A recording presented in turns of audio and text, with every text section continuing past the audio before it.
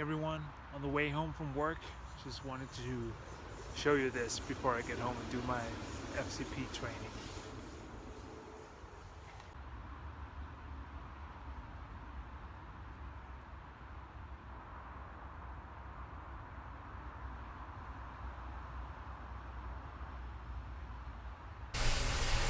So what you saw on my way home was the sky just bursting into most beautiful colors. The last couple of days we've been very fortunate here in Denmark to have clear weather and some amazing sunsets and sunrises. It's something that, at least for me, is very satisfying. I love watching the beautiful colors out in nature, and I know it's hard to and difficult to capture on a camera and in photo and in video, but I hope you got the idea. So I'm back on the TT bike. It's the day after I did my FTP test yesterday. Ended up with an FTP of about 257 watts. So definitely room for improvement, but I wasn't that satisfied yesterday. I'd like it to have been higher. You always want to, but I looked through some of my old records, and the last time I did a FTP test on the TT bike was actually not that long ago. It was during the summer, or maybe just, I think it was in May, where I did about 282 watts for the FTP. So it's not way off if I have a rule of thumb that says that my FTP will be about 30 watts lower indoors compared to outdoors. And that test was done outdoors. So the fact that I managed to do 257 watts is pretty close to that range.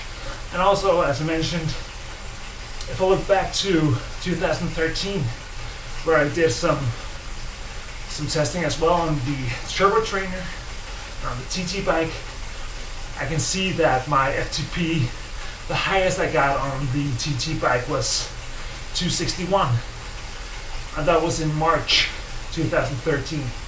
So I'm not way off. It's decent, of course, room for improvement, but I'm not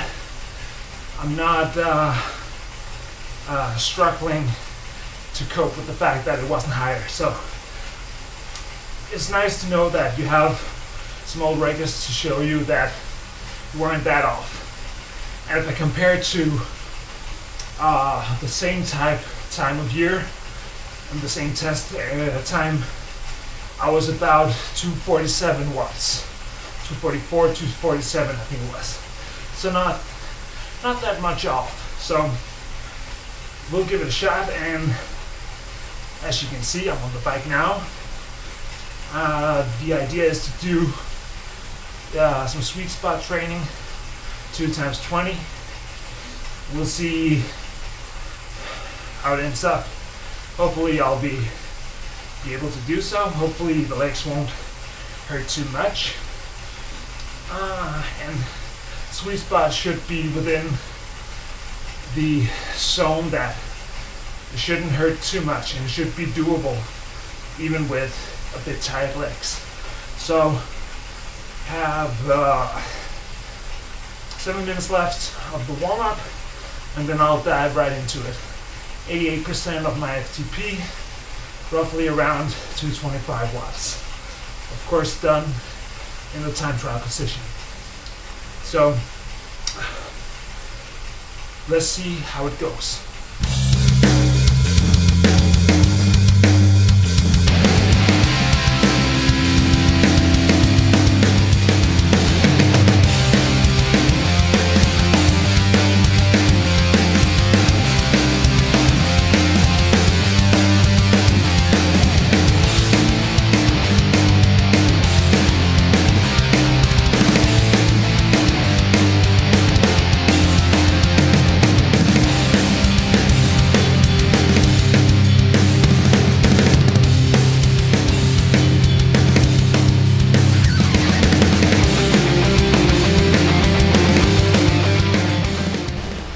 was the first 20 minutes done. I came in at 230 average watts for the 20 minutes. At a certain point, you know, I have a fluid trainer, so as this gets warmed up, the resistance changes a bit, so it gets slightly easier to pedal and more smooth. But when that happened, I was doing about 230 watts at 100 RPMs, and then the wattage started to drop, so they dropped towards 220. So I could either keep a high cadence, which would put me up around 103, 104 RPMs, or give it another gear. So I did the latter part, which basically meant my cadence dropped to 92 and I was doing 240. So that was not ideal, but I managed. So hopefully the fluid has gotten warmer now. Hopefully that means that I'll be able to do about 230 at around 98, 99 RPMs. But we'll see. Still have 2 minutes to go. This rest interval. And then we're heading into the last 20 minutes.